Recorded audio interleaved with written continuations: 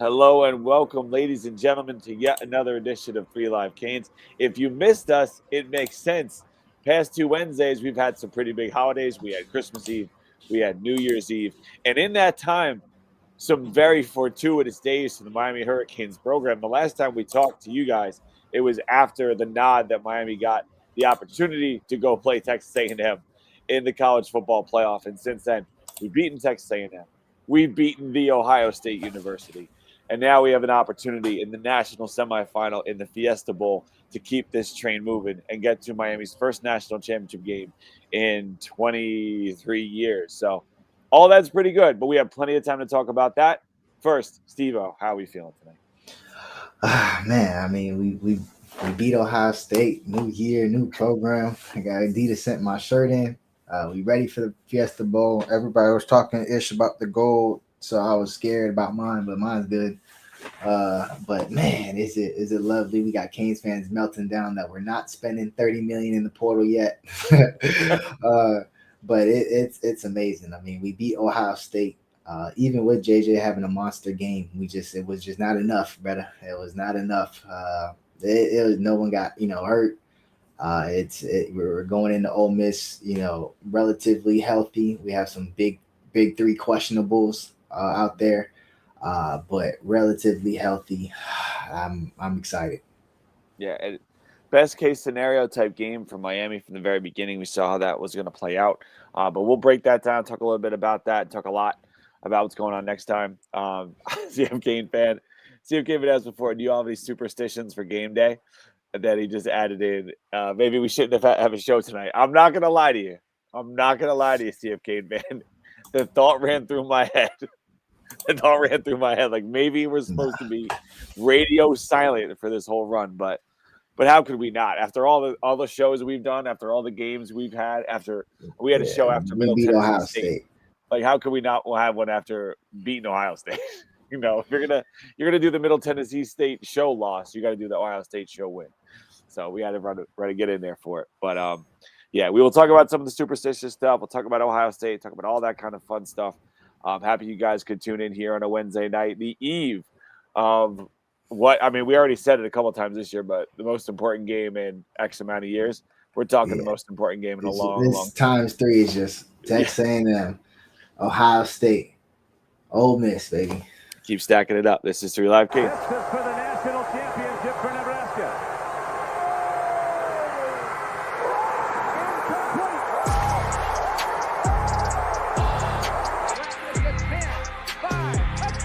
He's a stud, that Brown, number 98. Irvin's got it. Irvin's free. Slips to the outside, tries to stiff arm, but he couldn't get by Ray Lewis. Big time players. Step up in big game. Hurt, dog. Don't ask me for more. Hell no. Husker up to the races. That's what they needed. That's Ricks going up for Thorpe, and it's intercepted near midfield. Sean Taylor's got another one. Who else?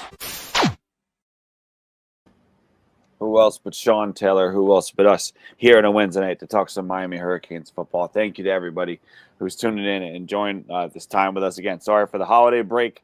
We got Bill, who's out today because of family illnesses. He's going to try to make his way if he can. But either way, we're here to hold things down for you and talk about this game. But before we get on to Ole Miss, we didn't have an opportunity to talk about last week's victory against Ohio State. So let's go back there and have a little conversation, Steve-O. I mean, if someone would have said to you, like, ideal scenarios, get a chance to go against Ohio State, people were saying, oh, it's not a revenge game because that last game was so long ago. It's not this, it's not that. But everyone felt a little bit different when that Ohio State thing popped up on the bracket. We knew that was going to be our round 2 if we beat Texas A&M. So overall, Steve-O, your feelings on getting a chance to play against a team like Ohio State, who has had their chance to take many players from South Florida over the past quarter century since that game, and the opportunity to beat them. Yeah, it means everything. I was attending when we beat them in like 2012, 2013, when they had Braxton Miller, and we won that game. That was big because the year before, even though we had 2 return touchdowns in that game, we still ain't beat them on their turf. So it was nice to see that game, and it was nice to watch it. I mean, we was going crazy. I mean, we was, going into the first quarter, you saw the physical imposing will of the team, and you're just like, okay, can they keep this up for 4 quarters? Because Ohio State's going to eventually punch back, especially after the epic Scott pick 6. Ohio State was going to come back. They're the defending champions. They're definitely loaded. But that relentless physicality just continued throughout the night. And it just really wasn't like I was for moments of the game, but just I don't know, bro. I just was very confident. Maybe that's just cane juice. Maybe that's just anything but goggles, whatever you want to say it. But I didn't feel threatened. We were able to run the ball when we needed to run the ball consistently. Carson Beck just played mistake-free football. I think he's going to have more chances versus Ole Miss. But as long as he can continue to play mistake-free football, I'm okay with that. I really am okay with that. People got to understand sometimes you could lose games, yourself. So I don't want to be one of those teams. This roster is built to play slug of war, go slug for slug warfare. And then we have playmakers. So if we can get, Carson Beck efficient, that's all I need. I don't need him to be superstar. If he go out there, he throw for 305 touchdowns, I'm gonna be like, all right, yeah, we lit. But if he throws for 200 again and like maybe a touchdown or 2, and Mark Fletcher has a couple touchdowns, Pringle or Marty Brown have touchdowns, I'm cool with that. Yeah, it's a good point you made about Carson Beck and his comfort level, and that's one of those things where all season long, when Beck was up, we hear the positives where, Beck's a guy who's experienced. He does this. He distributes the ball. He manages the game. He figures all the things out. He's a leader. Then when he's down, you had other people ready to run in and start kicking him and saying, this is what he does. He makes mistakes. He throws the big interception, blah, blah, blah. A lot of those, some of those cases, it wasn't even on him, but they're still like, no, it's on the stat sheet. It's on the quarterback, blah, blah, blah. And for more pessimistic fans, there was definitely going to be those that said, hey, things are going really well for us. I bet this is where the big pick comes in. This is where the big mistake comes in. And Carson Beck has not made it. He has not made it. He's done exactly what we needed him to do. The offensive line, for all the question marks that, throughout the course of the season, like, are we running the ball? Can we do this? Can we do that? I mean, if Mark Fletcher isn't the guy, like, just throwing it on his back and just like playing the game exactly as Mario's trying to have this offense go. Mark Fletcher just carrying this offense, the line playing at an elite level. You got Ohio State with a dude who's supposed to be a top 5 pick as an edge rusher, and he did nothing in the game. Almost forgot he existed for a majority of it, Narvo Reese. So they did exactly what they wanted to do. And then you go to the defensive side of the ball. I mean, you mentioned Keontae Scott. He did that Thorpe pose. I don't know if you noticed that, Steve-O, when he hit the end zone on the pick 6. He was looking them boys down on the bench while he was running down. I mean, that was as big of a play. Like, even though we had already scored, that was as big of a momentum, like, securing play. Like, you think, it's like the Bandy pick. I mean, times 10. Yeah. It's just the stakes of that game. I was there November 11th, 2017. I was there, and there's nothing that will beat me on my couch, shocked. Me and my parents, my girl, we just, that did not just happen. It's not a thing you see often, but there's always a chance that when you use that quick screen game as an extension of the run, somebody can just slip underneath and just house it because there's nobody. And for Scott to have it, I mean, him coming back for the Texas A&M game, having the game he had, and then then playing the Ohio State game the way he played it. I mean, bro, there was definitely, I don't know where we would be at right now. I don't know if we would be in the position we're in right now if Keontae Scott didn't come back from that couple game skid. No, for sure. He's played at a level this year that, I mean, you had within the past decade, right? How many defensive backs have played at this level where he is right now? I mean, you could probably think of 2. I think of 2, and I don't put anybody else up in that range. Maybe Mike Jack for his last year, but like Cam for his All-American year, and then Jaquan. This is another level. And the nickel position, it evolves in college first. Now you see it a lot in the NFL because just how the game is going. But to play it at this level, when you literally we had good players in the nickel, good players that performed better outside, but we had them playing nickel last year or the year before. And you never got this type of production. We kind of been striker nickel for some years since Romeo Finley's passed on. Yep. Well, that sounded bad. He graduated. My bad, Romeo. If you watch it, I didn't mean that. But yeah, it's we've really been looking for some stability at that. We had one taste of Gil, and that had us fiending for more at that position. So to have Keontae Scott come in and play at the level, All-American level, let's be real with it, it's crazy. Sleeping in the IPF, looking at the banners, that's how you put yourself up there one day with that type of game. It's one of those things where, like you said, you made a great point where we've kind of made things work with who we've had, but this is the first time I think maybe since Romeo, and I think that year Romeo was playing striker, we're like, oh, this is how it's supposed to look. Where like I feel like we have a guy who is in there. It is an elite player at that exact position. He is an elite nickel. Like you want to say in the league, he's maybe this, he's that, whatever. I don't know. I know he's an elite nickel. That's exactly his position. Yeah, he's close to the line of scrimmage. He's gonna shoot under blocks. He's gonna shoot under blocks for pick sixes. He's gonna shoot under blocks for TFLs. He's gonna find a way to force a fumble.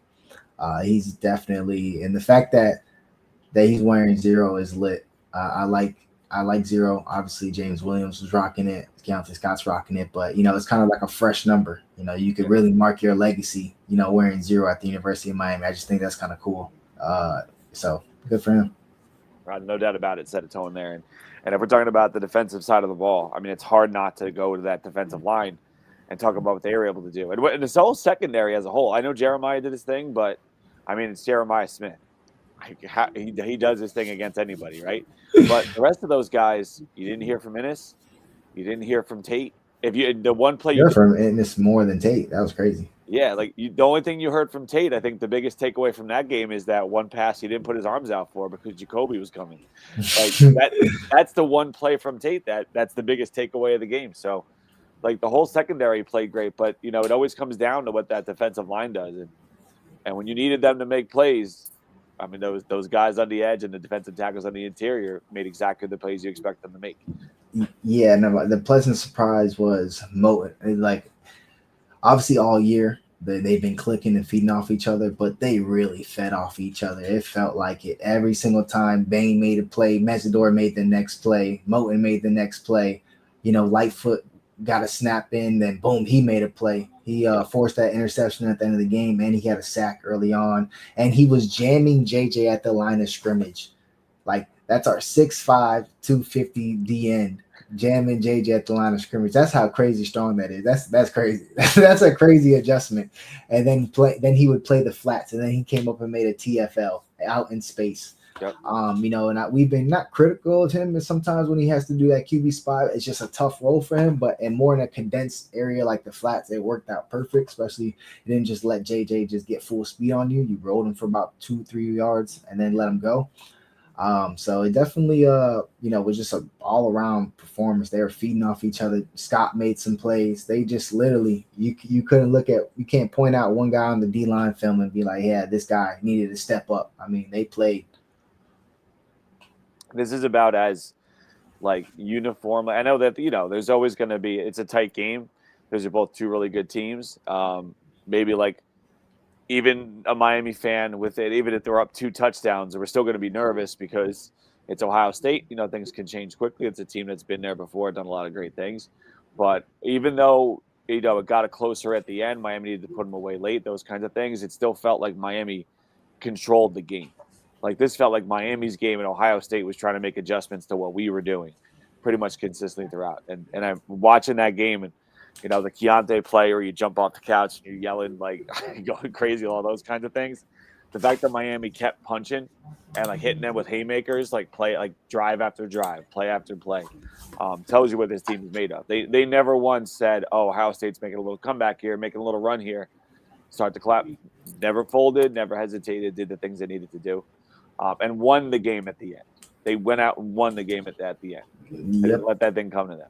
Yeah, and I didn't, as much as I was okay with the 17-14 win, I love a 24-14 win. I love it. They were 10-point favorites, and we beat them by 10. I love it.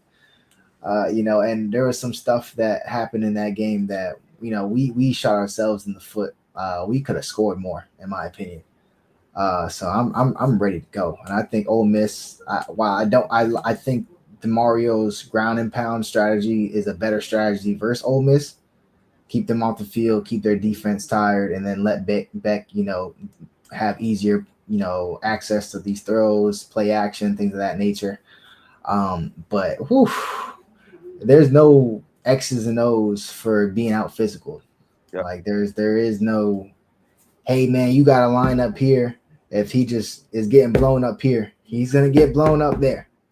Because everybody's bought into this. You see the receivers making huge blocks. Malley made a huge block with Sprung Fletcher. Yep. We've been seeing CJ. We've been seeing, earlier in the year, Marion as well. Upshaw, hope he gets better soon.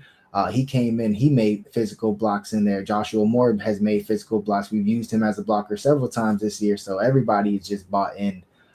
So I don't know, bro. I have this confidence, like, I just know nobody's gonna bully us after playing Texas A&M and Ohio State back to back and playing bully ball on them boys. I'm just like, brother, can't nobody bully us, bro.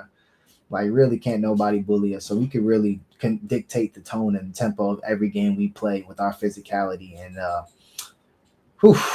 I'm hyped, bro. I think this is a fun matchup. If I'm a college football fan, these are one of the games you look forward to.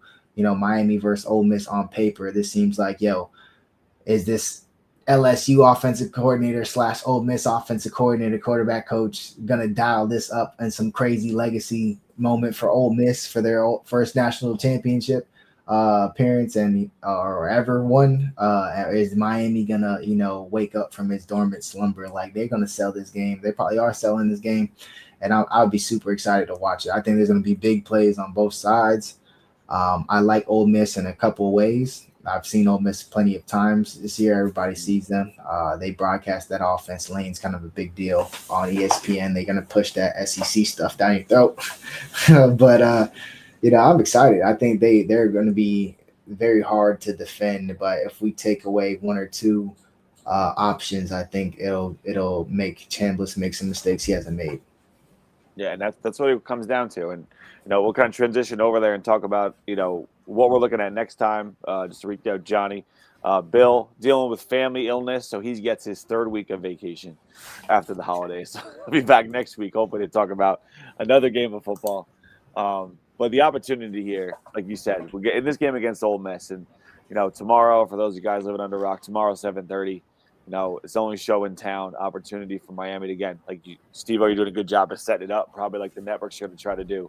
Ole Miss is this underdog Cinderella, lost their coach. The DC took over the job. Half their coaches are down in Louisiana. Their OC spent some time in Louisiana at the facility, then flew back up. Like, all this stuff. The quarterback's trying to get back in. You don't know if he'll be there next year. Like, all these little, things going on for Ole Miss. They're going to sue the NCAA if they don't let them.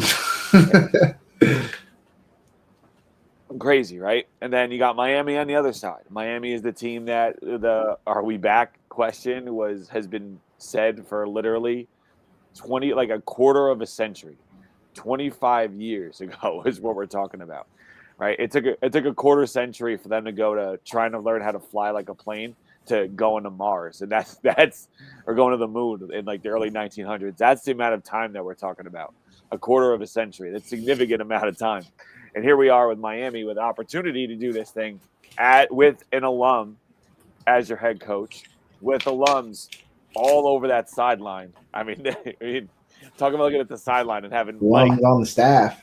Alums on the staff. You got this is as close. We've talked about get the old guys integrated, but get the older guys like the older generations. But I mean, Jimmy Johnson's at all the games.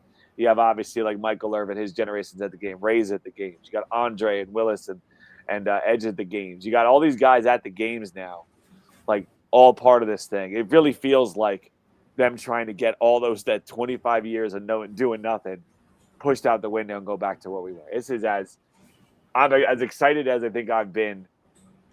I could go back to when I was a kid, 20 whatever years ago, but I think it may be even more because it can't be 20 some years ago because I would have lived it. I ain't. I'm thinking 01. Yeah, okay. I was there for 01. I was 6. I watched that game. I watched the 02 game as well. Heard a lot of words that night. But yeah, this is a different animal. But let's talk about this matchup against Ole Miss, because Ole Miss does have, like, they were a top 10 team all season for a reason, because, you know, even with the quarterback inefficiency injury early on, then you get Trinidad Chambliss in there, a guy who was, you know, won a national championship, was a player of the year at a lower level, comes up to Ole Miss. They think he's going to be the backup, and sure enough, Cinderella story, he's a starter for the year, and is playing at a really high level. He's the kind of quarterback that in the past has caused Miami some issues because of his ability to get out there, run a little bit, but he's also been efficient as a passer too. So, Steve, what are your thoughts on Chambliss? I mean, the story's well documented. We're going to hear it.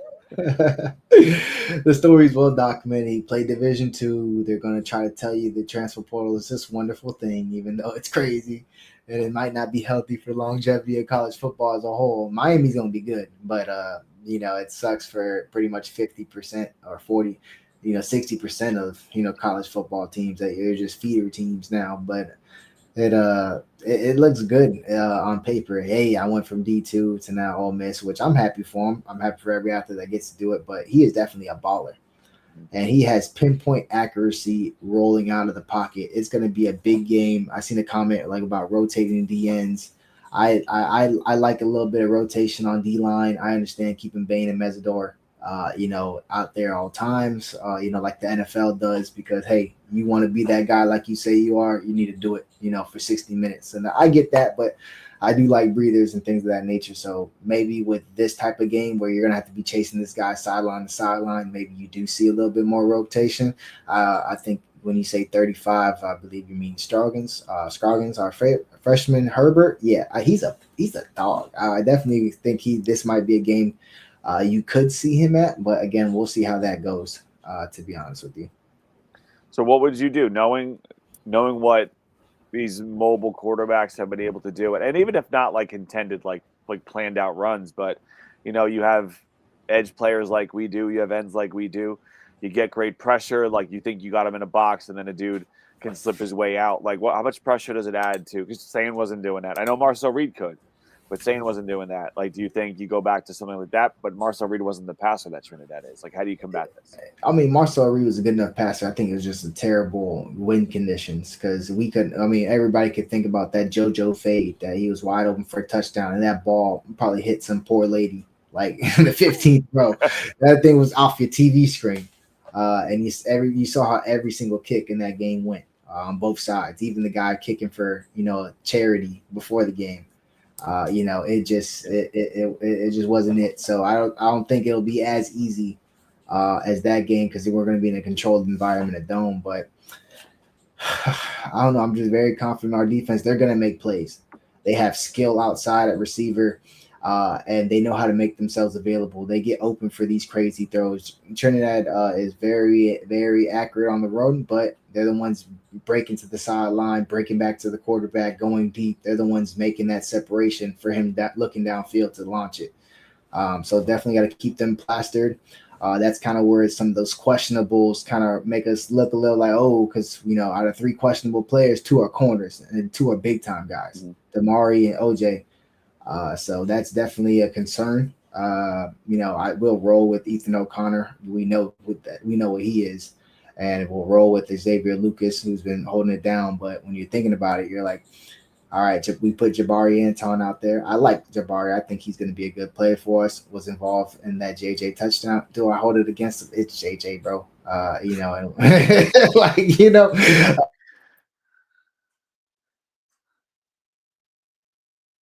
So that's that fire once OJ went down. So we have to see if Damari or OJ come back, because if not, that's going to be, a significant thing to watch during this game. And I think he's ready for it, but you never know until you see it. Yeah, and making tackles in space, like you said, don't let those guys catch the ball and make plays. 11 for them, Deuce Alexander. Like, he's kind of their gadget guy, but he's like got speed, he's able to get to the edges, and he causes problems when he does. He did it in the last game, and he's potentially do it again in the future. So, like, those kinds of things, if you're able to make plays on, and all these guys that they have like 4 receivers that they could really go to, and they have a tight end that they could go to. So and they got a stud at running back, Lacey. And they got Lacey, right? So there's no need for weapons with this Ole Miss offense. They in a lot of ways they have they can do pretty much anything you need them to do. Now the question is, are they going to be able to do it against a defense like Miami, which I don't think they've played. I know who they played last round, and I think the people in the chat agreed with it. You know, the Georgia team that they played was not a Georgia team that, you know, historically you're saying, oh, these guys are loaded. They have X, Y, Z. They have X amount of first-round picks. It's a very different Georgia team that they played against. And obviously it was a back-and-forth battle, and it was one where that could have went either way at the end. So we'll see how that goes. Lacey kind of hurt. I mean, this is a big game. You know, kind of hurt is all right. I mean, everybody's kind of hurt at this point. Yeah. These kids have played like 15 games. Yeah. Everybody's kind of hurt. Yeah, so we're bordering on, if like you had like Mally and some of these kids that are 17 years old, like it's bordering on child abuse, like coming into these games as many times. Yeah, right. Like 17 times a year is crazy in college football, but it's the reality, and they want to add more games. More games, more money, more patches on the jersey. That's something we'll talk about at a much later date. But let's think about offensively for Miami. You know, this is it's been a well-oiled machine running the ball. I mean, the offensive line, if anyone had any questions at different points in the years about this year about how this offensive line was going to perform in the big stage, I think they've shown with how they took an Ohio State defensive line. Now, I could badmouth Georgia because they maybe don't have the guys, but Ohio State has some guys in that defensive line that people are talking about for first round pick, Miami native, top 2-day pick or whatever, like all these guys, and Miami handled them. So, like, what's their matchup against a team like Ole Miss?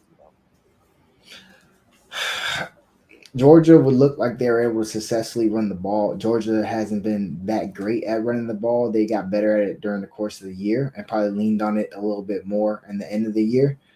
But they were able to run the ball, you know, really good against Ole Miss. I think they got away from it a little too much, in my opinion, because, I mean, Frazier was the big back, like the 240 guy. You know, he got a couple first downs. I mean, I just don't know why they didn't do it. It's definitely time to run the ball. I mean, I will continue the dose with Mark Fletcher.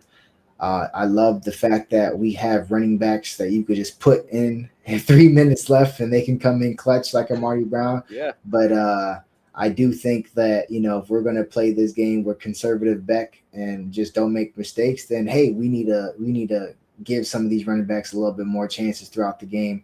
A couple of these, you know, screen plays that we're getting nothing, a couple of these gadget little toss plays that we're getting nothing. Yo, line up, hand that ball off, and let's see how that goes. So definitely, Mally, I know it. Especially after that last game where those two like fumbles that fortunately, those don't bounce back to him. Like, that's a different game we're talking about. It's a different game we're talking about. 2 fumbles from Mally, bounced right back to him. Fortunate. Mark Fletcher, that was his first lost one on the year, or first lost one. I forgot. It was like a long time. Yeah. But again, putting the ball on the ground. So I'm pretty sure they're definitely coming at ball security. They're going to rep that. But the Mally plays were 2 plays by Caleb Downs that were just literally helmet right on the football. But you still got to be able to hold on. But, man, those were – I don't think he's the best that ever, like, people talk about, but he is damn good. Yeah, I saw some people – like, I love Caleb Downs, like, as a player. I think he's awesome. But, like, you know, we've seen best safety ever. It looks a little different. Yeah, exactly. It looked good, but it looked different. Yeah. But like obviously Malachi Tony, great opportunity for him. Like you said, like we've had Mally moments. We haven't had a Mally take over, dominate game. Do you think this is a game where it could be that? Like, do you see the passing game getting that involved? Or like we haven't seen Mally Cat as much as you might have expected over the first couple weeks, the first couple games. It did seem like Dawson was really clicking on an elite level in this most recent game. Do you think he brings more of that to the table against a team like Ole Miss? No, I mean, if this turns into a shootout, then yeah, you got something you like, and it's Mally. So tell him just to run it, if anything. So at the end of the day, why not at that point if you're in that type of game? Hopefully it's not that type of game. I'm pretty sure Coach Mario is not trying to play that type of game. or we're just going to score for score shootout. That's definitely not what we're looking to do.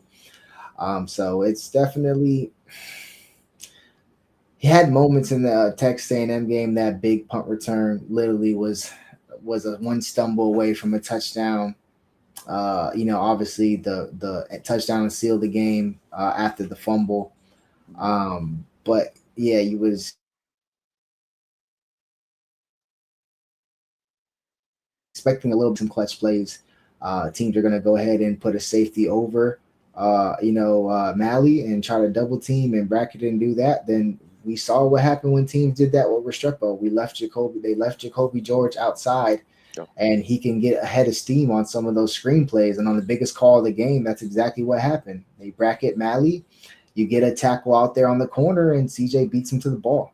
And literally, you just run through that alley, and that comes from the effect of having a CJ Daniels back, where we could just give him the ball and he can make those plays for us if the team wants to go ahead and bracket Malley. So I'm not really too worried about it. I want the plays just to come to him. I definitely don't want him to force it. It kind of feels like he's been forcing everything.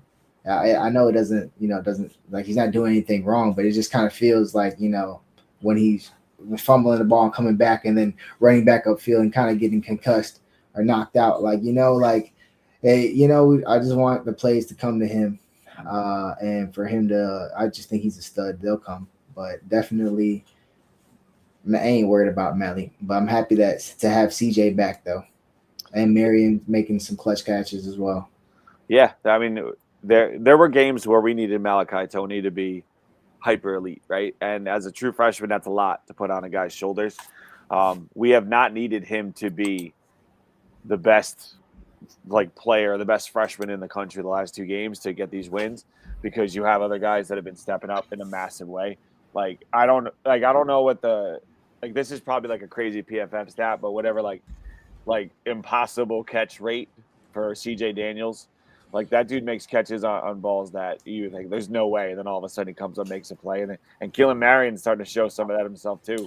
For a guy we thought was returner, deep threat, whatever. He's making some plays all over the field.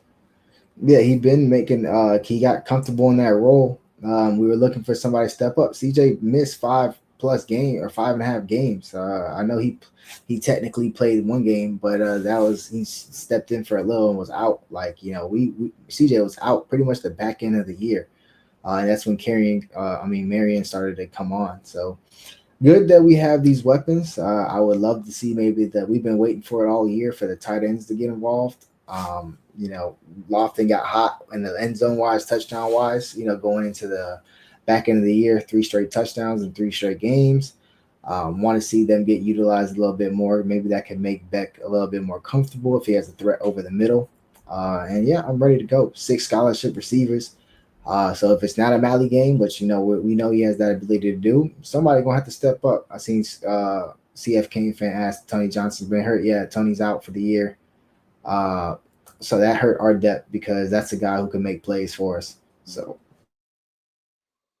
yeah, it's part of the deal. But we've had the young guys able to step up. The portal. So they've been showing for sure that they can step up and make some plays, which is important. There are some other questions I want to go back to because I think some of the same thoughts are coming back here a couple times. Like Chris Gons just said, I think the SMU loss can help us with the Ole Miss offense. And there was another question before from a CF Kane fan right here. How's the experience going against Jennings and Bailey? Probably to a lesser extent helping preparing for a guy like Chambliss, and really just the offense, I guess, as a whole. But it's playing a guy like Jennings, which is very similar in terms of skill set. I mean, we've played multiple mobile quarterbacks this year. Byron Brown, he's a good one. We played DJ Lagway. It was a rain game, so you could, whatever. But we've played multiple mobile quarterbacks this year, and Keontae Scott is the difference in the way we defend them because he's making those one-on-one tackles. And so is our corners on the outside. Ethan O'Connor's making that tackle.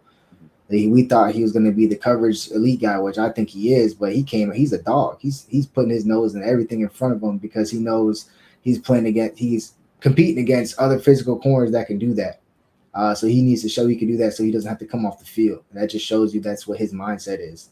And that's why he's playing so much. And I love it. I think he's one of the more slept on portal pickups, but we have so much good ones, or not so much because it makes it look like we all we do is portal, but we've had some good ones, especially this year. Yeah, which is fine. I mean, that's the nature of the beast right now.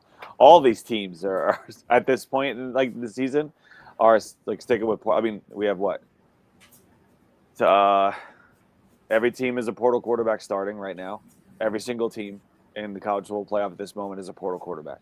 I could go back to the last round. Ohio State, portal quarterback. Tulane, portal quarterback. Oh, no, it was whatever. Yeah. Pretty much everyone. Tulane, right? JMU, because he started off at somewhere else, didn't he? Yeah, pretty much everybody. Yeah. So except Ohio State. All right, no, technically Ohio State. Ohio State. Because Julian was there at Bama for 2 weeks. Yep. Count it. But it's all in there. I got a question from Bagging Up here. He said, Steve, air raid is mostly short game, speed and space, supposed to be fundamental. He says, why are we still plotting? I mean, that's word choice, Bagging Up. Come on, we're happy right now. We're positive right now. Come on, man. We do not run an air raid. Coach Dawson runs an air raid. Miami Hurricanes do not run an air raid. We got those elements, but we're gonna be in 11 set, man. We're gonna always have a tight end out there. I would love to see some 4 receiver sets, but like I just said, bro, we're 4 deep. I mean, we're 6 deep at receiver. I doubt it. You'll start seeing it now. You're always going to have a tight end on the field. Coach Mario, and if the running game going the way the running game's going, man, we ain't worried about it. And most people love the air raid for the pass, but every air raid rushes for more yards than they pass. I promise you it's. We got the question, Damon Williams or Ty Simpson. That's definitely something we'll talk about in the future. Yeah, that's after Ole Miss. We ain't doing speculation right now. Yeah, that's down the road. Ty Simpson, but he's going to the draft. If you didn't hear that, at least that's what Cam Ward and Carson Beck did. That's why everybody like, yo, I know a Miami quarterback when I see one. Fair enough. Devon B. Farrell, how big of a deal is it to have OJ and Damari back tomorrow? I mean, I haven't tapped in, honestly, so I really don't know if that's true or at what percentile they'll be back. I think Damari was getting close last week, and OJ kind of rolled his ankle on that play versus JJ, who OJ was up to the task versus JJ man coverage. Made a lot of those plays, on other defensive backs. So OJ's up for the task. We know that. So if he's healthy, that's going to be great for us. Damari as well. Just because Damari's so locked down and physicality, again, strictly imposing. Mobile quarterback, you want a corner like that who's a for sure tackle. You're looking if you want to go ahead and draw up like Ole Miss is going to draw up. They're going to do duo blocks. They're going to try to get one-on-one defense. Running back Lacey with the defender, which is most likely going to be the cornerback. Just to tell you guys how that goes. That's how those air raid teams and those duo blocks go. You want to get one-on-one with somebody. Most likely they're going to indicate it to be on the corner. So I like my chances with one-on-one tackles when it comes to all the corners. However, I do like my chances significantly better with Damari Brown. He's built for these type of games. Yeah, this is especially with the kind of receivers that Ole Miss has. Like they have a series of different styles that they can go to. So having some different corners with different skill sets and having a big physical guy like him, so it can help. Sergio, what a Miami fan question. What does the score need to be at halftime to make you feel confident? 70-0. If it's 70-0, I'll be okay. I can ease up a little bit. I'll ease up a little.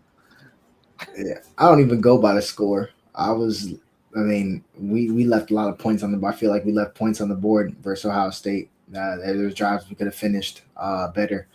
I felt I was confident. We were winning the line of scrimmage. We were running the ball successfully. We were stopping their run game. They had some moments in the third quarter coming out of halftime. You knew they were going to come out swinging. But once we took their best blow and they couldn't and just kept coming back to them. And then eventually they just, there was no more blows coming from them. They were all defensive.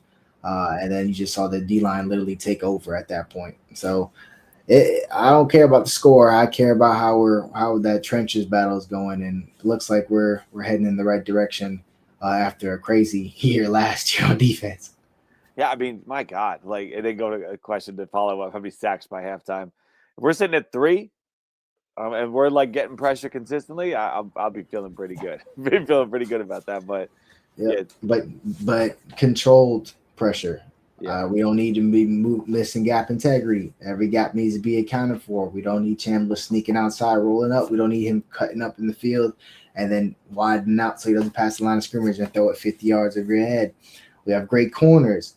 It is very hard to be running full speed like this, and you're not seeing the quarterback or the ball, but the receiver could just move towards the quarterback. It is very hard for you to follow him, and where a quarterback who's not pinpoint accurate can lock it in.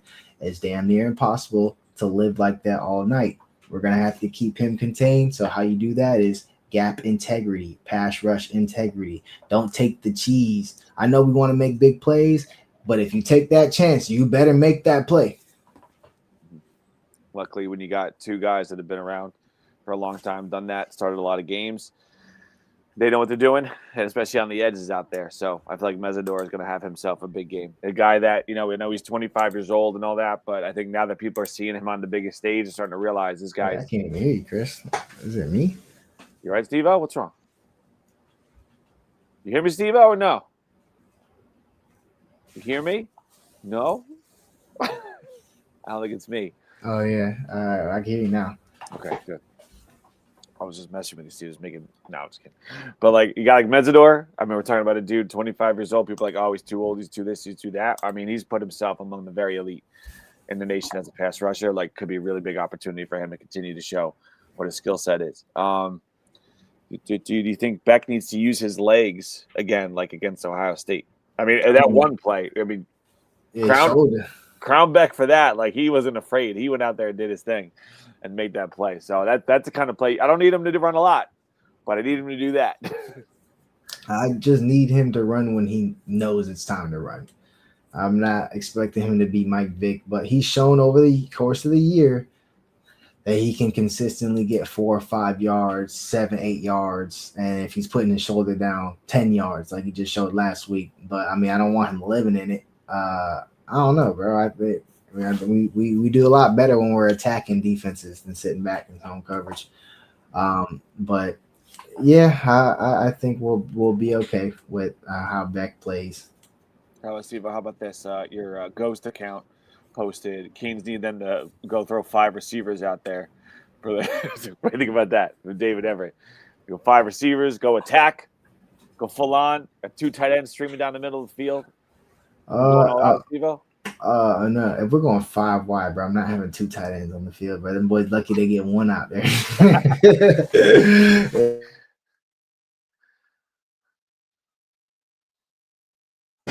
You're gonna have pass protect and then dump off late, so that'll probably be motion back into a 4 wide. Thank you. Motion marking out the 5. We'll just see what the defense in. We'll put him in for pass pro, and then to the leak for the safety valve. But yeah, I like to get aggressive. But again, we got 6 scholarship receivers. I doubt we're putting 5 on the field at one time. 4 is stretching it.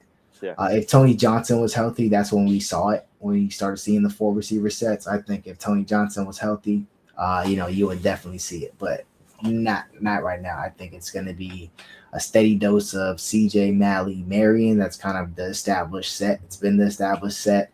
They'll get sprinkled in Joshua Moore with Dalen Upshaw's injury. He was getting sprinkled in. I think that's huge for us not having him. Then JoJo. I think he had, obviously he had a big. You can't pseudo Wingo. I would love to. But, JoJo had a big catch for a first down. Didn't really contribute much after that. However, he's engaged, he's involved, and he has the talent to explode any game. And I feel like, Ole Miss might be that type of game. Surgeon's asking if you think we'll see Marty Brown sooner after his game last week. I mean, it seemed to work out really well as a closer. So, yeah, I would like him to get a carry or 2. Prior to that, it just seemed kind of crazy that he's inserted. He delivered, but stay ready. That's a great job by him having that mental fortitude. Yeah. To sit there and watch that whole game from the sideline, that just tells you a little bit about his character and integrity. So shout out to him. There's not a lot of that in college football these days. So shout out to him. No, honestly, a lot of other guys probably would have hit the portal before the game and been like, you know what, forget it. I'm not getting any run. I mean, other guys did. do something like that. Like, I'm not playing. Who cares? I don't need to be a part of this chance to win a national championship and walk out the door. Yeah, hasn't had a carry since like early November.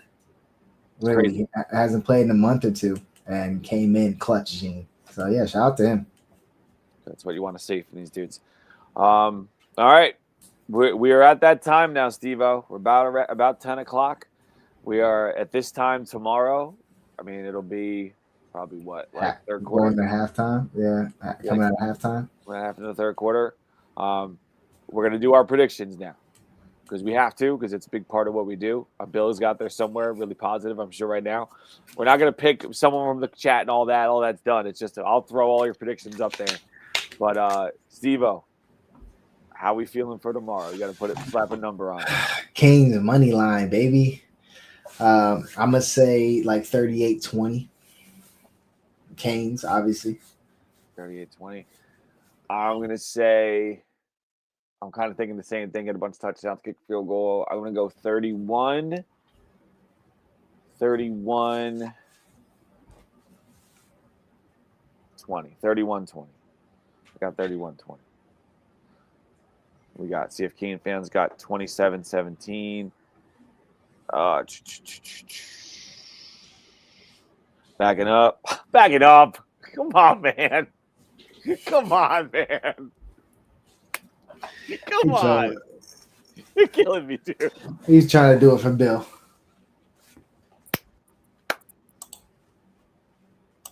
Come on, you couldn't just get the win on there. Oh, man. Come on. Anyway, Chris Gons 99-63. He's got Miami 34, Ole Miss 27. David Everett, he's got 34-17. Canes. Oh, man. Yeah, we got Bill holding it down. See, like, the long running theory that Bill is backing up. I don't know. A little bit's in there. Bill's sitting over now. Yeah, my kids are 6'4", typing away.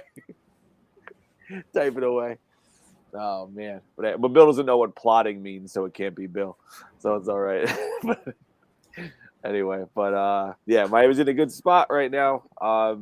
Just, Steve-O, before we get out, we'll do our final thoughts for the people, but just, like, final thoughts about this game tomorrow. Like, guys that you expect to, like this guy's going to have a big game. This guy I'm looking for. Like, we need this guy. Like, any other final thoughts you have about the game before we get final thoughts? I'm going to keep saying it, man. Brock Meyer, as long as he keeps playing at the level he's playing at, we're going to be able to run the ball successfully.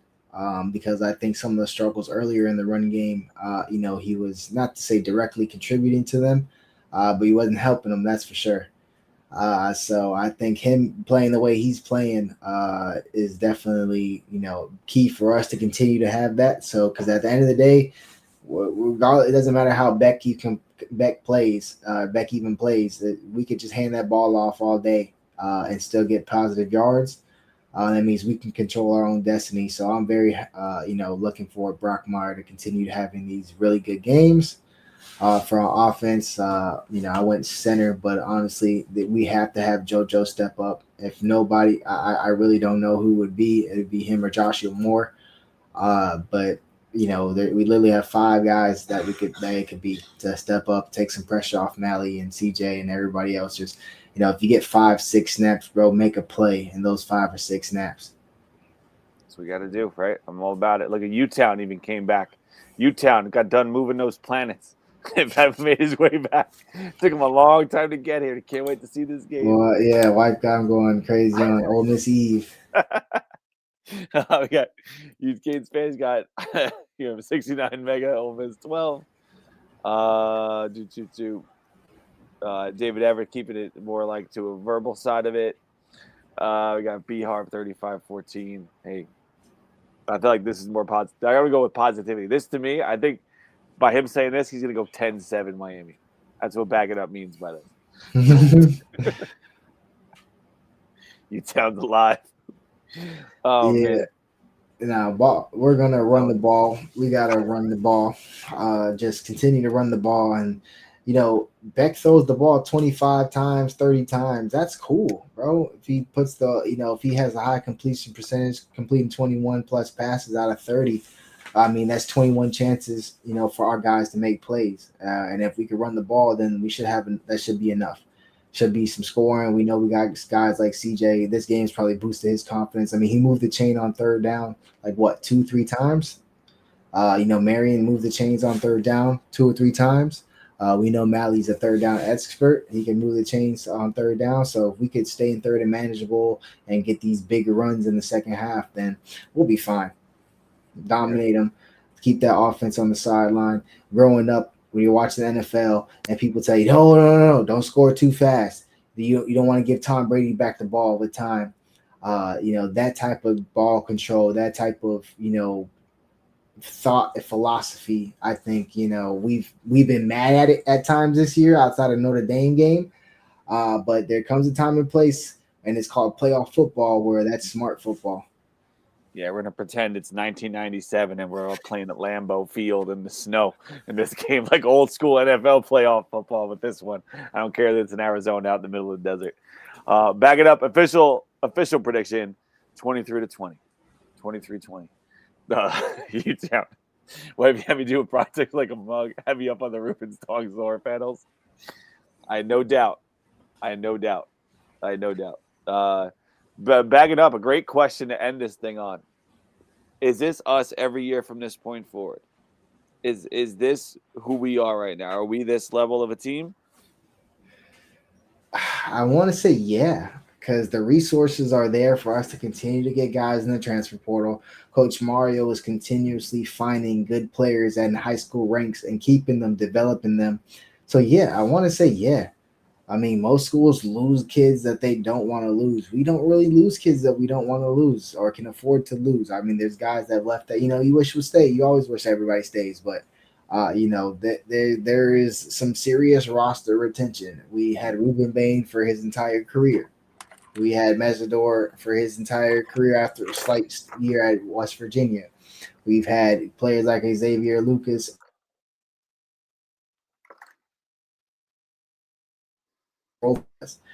So I think the ability to acquire talent has raised the floor. I think we're a 10-win team permanently.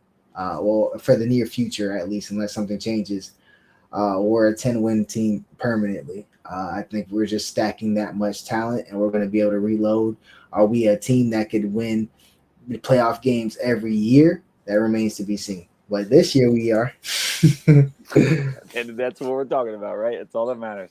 And we'll get mad next year if we have to. We'll be happy next year if we get to. So, big part of it, you talk about retention. Like, retention is a big part. Like, I think retention of, or like, if not retention, obviously there's only so much you can do with this aspect of it. But being able to find assistant coaches that can help deliver the message that you need to deliver these guys. Like, we saw what happened with the defense. Like, we bring in a guy like Heatherman, who was an exactly perfect fit for what we wanted to do. And really, historically, what we've done really well at Miami, which is get after the quarterback and be aggressive on defense, and look at what it's done for the players. Some of the same guys that were a part of this team when it was, one of the worst defenses any of us have ever laid eyes on. Guys. What's that? A lot of guys. Pretty much everybody. look at where we are. Look at what we've been able to do. A couple key additions, but major key additions. But let's Wesley, Bain, Mesidor, Scott, Moten, Blunt, OJ, Popo. Like, that's already 8 guys you could think of. But the major key additions definitely have helped. Yeah, we'll take it. We'll certainly take it. So you keep those high level coordinators coming. Let them go on and be successful, get head coaching jobs, and you'll get more younger, like aggressive attacking guys that want to go out there and make the name for themselves.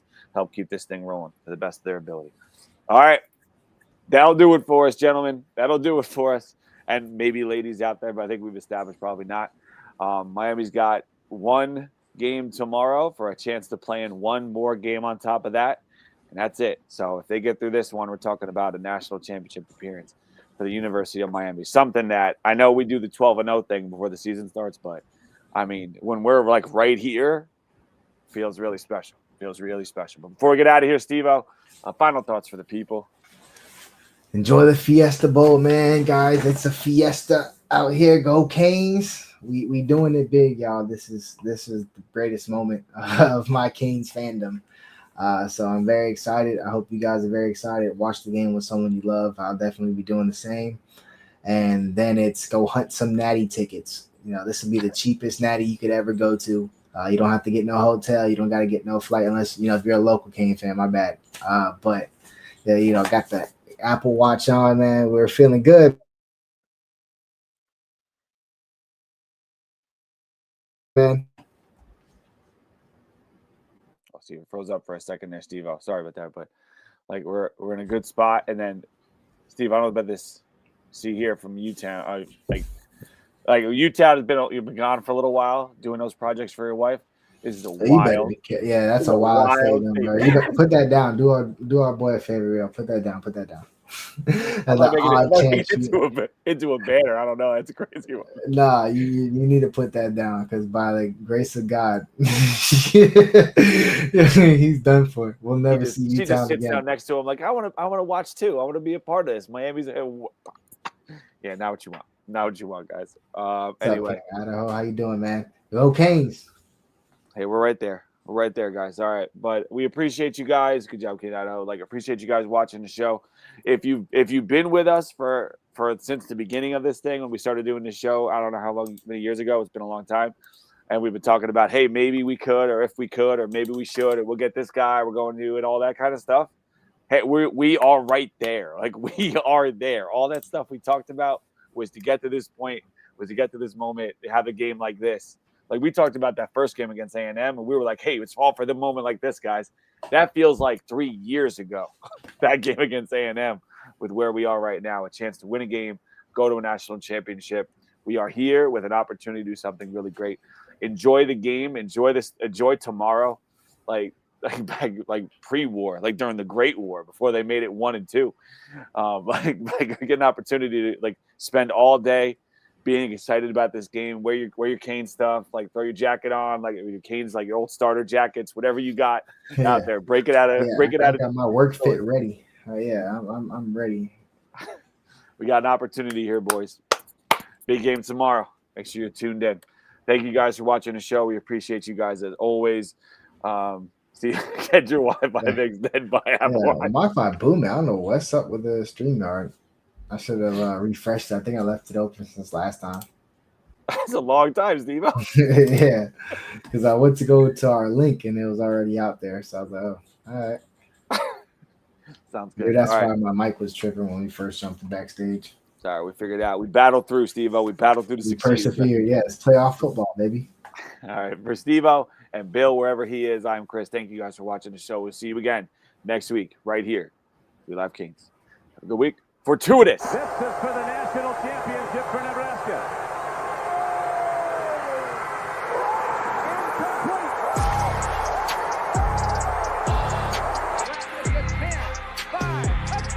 He's a stud, that Brown, number 98. Irvin's got it. Irvin's free. Slips to the outside, tries to stiff arm, and he couldn't get by Ray Lewis.